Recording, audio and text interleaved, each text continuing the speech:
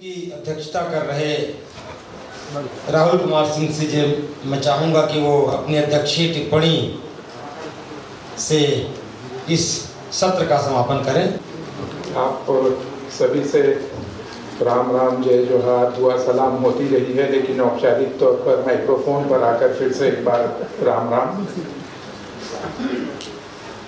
दो संदर्भ, राम वनगमन पथ जिसकी बात आज हो रही थी और राज्य में हो रही है, हम प्रदर्शनी देख रहे हैं, और संगोष्ठी का विषय राम मूर्त और अमूर्त। तो अपनी बात में शुरू यहीं से शुरू करना चाहूँगा कि दरअसल राम के मूर्त और अमूर्त दोनों पक्षों के बीच अगर हम कोई समन्वय देख पाते हैं, दरअसल ये समन्वय कर पाने का, समन्वय देख पाने का, महसूस कर पाने का ही ये एक प्रकार से आयोजन है। और बहुत सारे शोध पत्रों में, बहुत सारी जानकारियों में मैं महसूस कर रहा था ये राम के नाम का ही प्रभाव है कि ये इसे राष्ट्रीय संगोष्ठी कहा गया है। आमतौर से ये सब शोध संगोष्ठियाँ होती हैं और शोध छात्र आते हैं, पर्चे पढ़ते हैं और उसमें अपना पर्चे भले न पढ़ें, एक प्रमाण पत्र तो दे दीजिए करके प्रमाण पत्र ले जाते हैं। तो ये शोध संगोष्ठी इसको कहा नहीं गया है, राष्ट्रीय संगोष्ठी कहा गया है। तो बहुत सारी चीज़ें, मुझे ऐसा लगता है कि ये राम के नाम का प्रभाव है कि शोध तो है इसमें, लेकिन बहुत सारे लोगों ने शोध के साथ साथ अपनी आस्था, यहाँ ये राम का नाम का प्रभाव मैं मानता हूँ कि अपनी आस्था की बात उन्होंने कही है।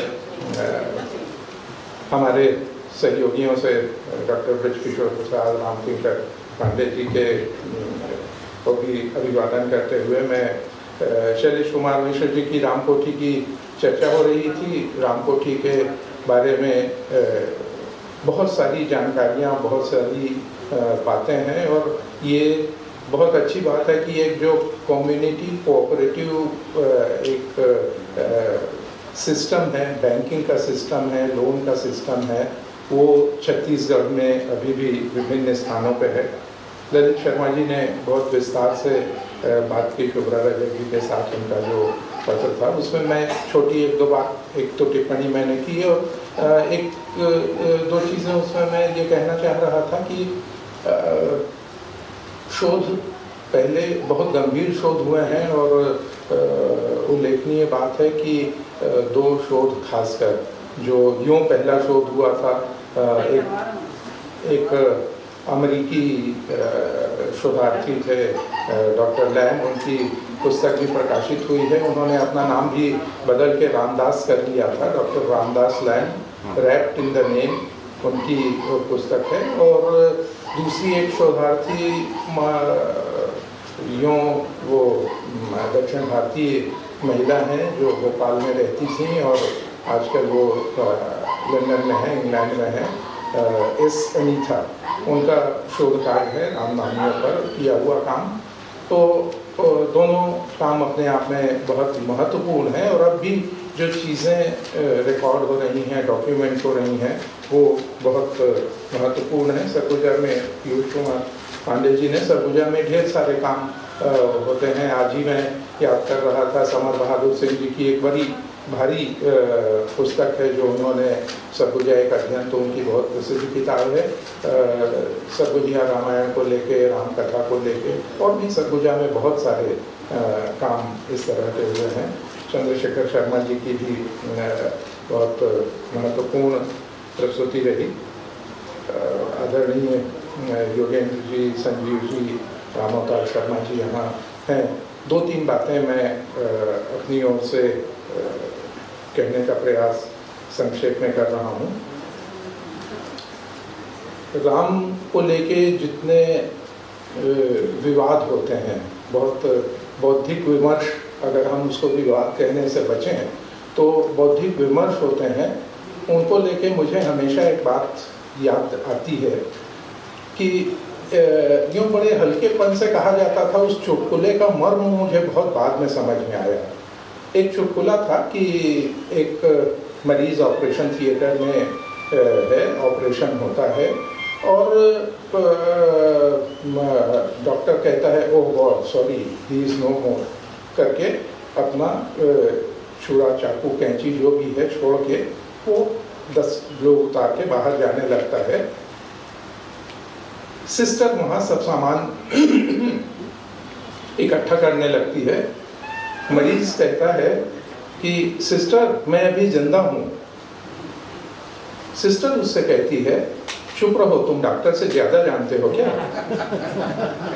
दरअसल हम उस युग में जी रहे हैं, उस युग में जी रहे हैं। कहने का आशय ये है कि मैं किसी का नाम नहीं लूँगा, संदर्भ बार बार आपके सामने आते होंगे।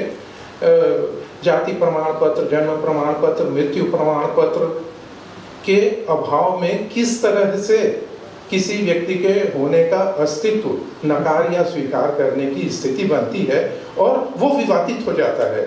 हमारे अब के कॉन्टेम्पररी साथ के लोगों में जिनको हम जन्मना जान रहे हैं, उनकी जाति, उनका जन्म, मैं तो एक बार अवसर आया जब पासपोर्ट बनाने का, तो लोगों ने कहा क्या क्या चीज़ की ज़रूरत होती है। लिस्ट मैंने देखा तो उसमें जन्म प्रमाण पत्र भी था।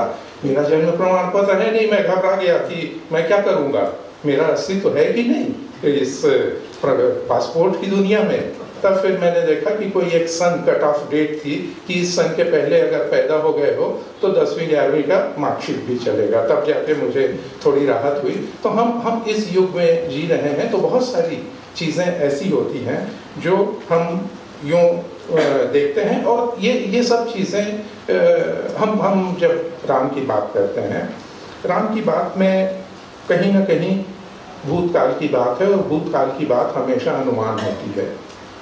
भूत की बात अनुमान होती है और भविष्य की बात कल्पना होती है। और हमारा पूरा जो जीवन व्यापार है वो आस्था के भरोसे चलता है। अगर आप सबसे मैं पूछूं कि आप यहाँ आमंत्रित किए गए, तो आपको शायद बहुतों को ये मालूम नहीं होगा कि उस नोटशीट पे जिस व्यक्ति ने दस्तखत किया था, जिसके कारण आदेश जारी हुआ, वो व्यक्ति इस विभाग के हेड ऑफ द डिपार्टमेंट संचालक विवेक आचार्य थे। जब आपको इनविटेशन पहुंचा, आप हो सकता है नाम जानते हो, लेकिन आपको पता नहीं रहा होगा कि कौन विवेक आचार्य हैं। क्यों? उनके दस्तखत के भरोसे आप आ गए। दुनिया इसी तरह चलती है। हम एक दूसरे का भरोसा करते हैं, एक दूसरे पर विश्वास करते हैं, और विश्वास करते हैं उसी विश्वास के आधार पे ये पूरा का पूरा एक नक्शा बन जाता है, एक प्लान एलिवेशन बन जाता है।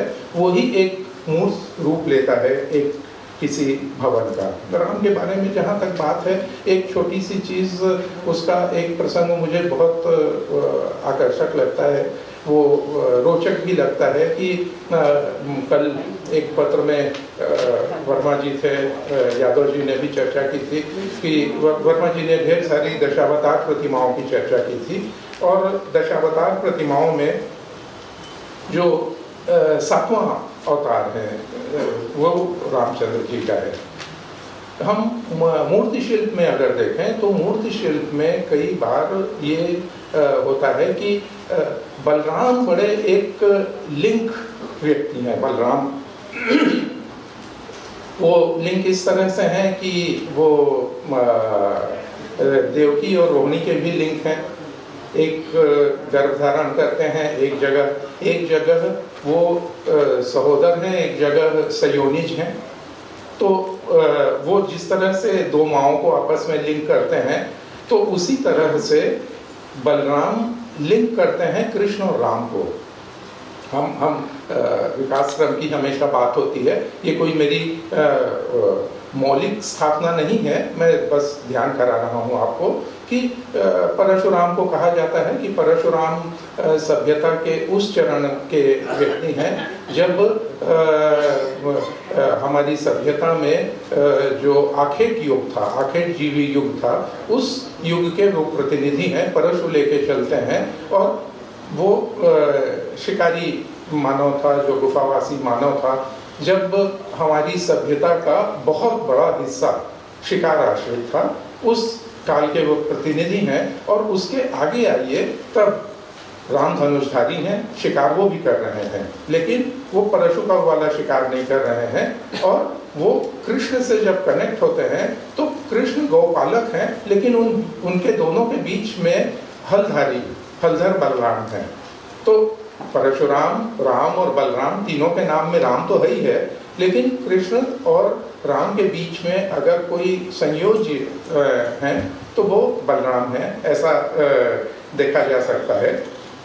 एक चीज़ और मैं कहूँगा जो बार बार विवाद होता है, एक चीज़ मुझे बड़ी हास्यास्पद लगती है, और वो लगती है कि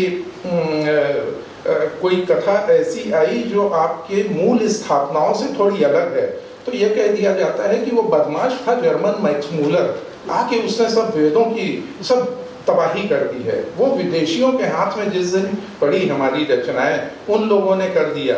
फिर मैंने कहा कि भाई ये तो गीता प्रेस में भी है। नहीं तो वो तो छेपक है।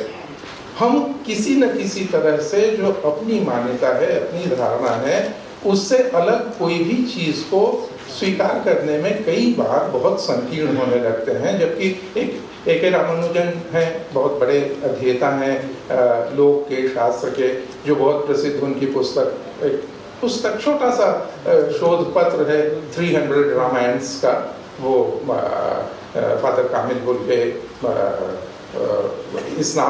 ये नाम वो पसंद नहीं करते थे, बाबा कहलाना पसंद करते थे। तो बाबा बुल्के का जो काम है, उस काम के आधार पे उन्होंने 300 रामायण्स का है, रामायण तो उससे भी ज़्यादा है। तो उसमें जो अलग अलग किस्म की धारणाएं हैं, अलग अलग किस्म की मान्यताएं हैं, वो कहीं ना कहीं छेपक जो मानी जाती हैं वो भी कम रोचक नहीं है, वो भी कम आस्था पैदा करने वाली नहीं है, वो भी कम रसमय नहीं है।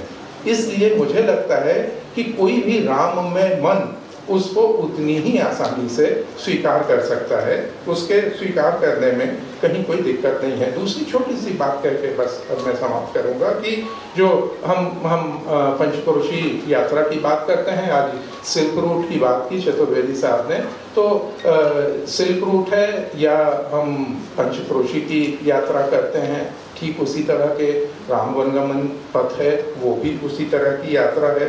बहुत सारे लोग जो खासकर हमारे मराठी मित्र हैं वो बताते हैं कि शिवाजी ने जो पन्हालगढ़ से यात्रा की थी विशालगढ़ की, उस यात्रा पे लोग जाते हैं और उसको एंजॉय करते हैं। एक आखिरी बात जो इस तरह के विवादों को लेके, कथाओं को लेके, काल निर्धारण को भी वर्मा जी की एक बात मैं कहना चाहूँगा, वर्मा जी से के कहने से रह गई थी कि जो सीतामढ़ी है वहाँ सीतामढ़ी की गुफा में यहाँ सीता जी सोई थी। तो फिर हम इतिहास वालों को थोड़ी परेशानी होती है कि भैया मेरी आस्था मानती है कि यहाँ सोई थी, लेकिन अब काल विवाद मत करो। तो सीतामढ़ी है 8वीं शताब्दी की, लेकिन उसी गुफा में सीता जी सोई थी, मतलब 8वीं शताब्दी के बाद सोई थी ना। अगर आप ये कहें कि सीता वहां सोई थी, उनकी स्मृति में गुफा बनाई गई, तो ठीक है, चलेगा। अदरवाइज तो जब इतिहास की बात आती है तो उस तरह से आस्थाओं के साथ उसे मिक्स नहीं करते, और उसको लेके इन सब में एक शायद वो शब्द सुनने में लगे कि ये बहुत जो क्षुद्र और संकीर्ण दृष्टि है, उसके निराकरण के लिए मेरे अपने जो थोड़ी बहुत मैंने पढ़ाई की है उसमें वासुदेव शरण अग्रवाल जी का एक उल्लेख मैं यहाँ मेंशन करके अपनी बात पूरी करता हूँ। वासुदेव शरण अग्रवाल जी ने कहा था कि पुराण निर्माता सुधीजनों ने भी वैदिक तत्वों को ही लोकोपकार के लिए अनेक तरह से कथा और गल्पों का आश्रय लेकर वर्णित किया है। शेषशाही विष्णु, शिव का मदन दहन, वामन और विराट, परशुराम और रेणुका आदि कितनी ही कथाएं श्रुति वर्णित रहस्यों के विस्तार मात्र हैं। मुख्य बात अब यहाँ आती है, साधारण लोग कथा में ही भटके रहते हैं। एक वे हैं जो कथाओं को सत्य मानते हुए भी उनके तत्व को नहीं जानते, दूसरे वे हैं जो तत्व को न देखते हुए कथाओं को असत्य मानते हैं। दोनों की बात एक सी है, ज्ञानी जन कथा से ऊपर उठकर इसके रहस्य को समझते हैं और अनेक भांति से मूल सिद्धांत को ही पल्लवित देख आनंदित होते हैं। मैं मानता हूँ कि आपके सभी के मन में वही आनंद का रस संचार हो। धन्यवाद।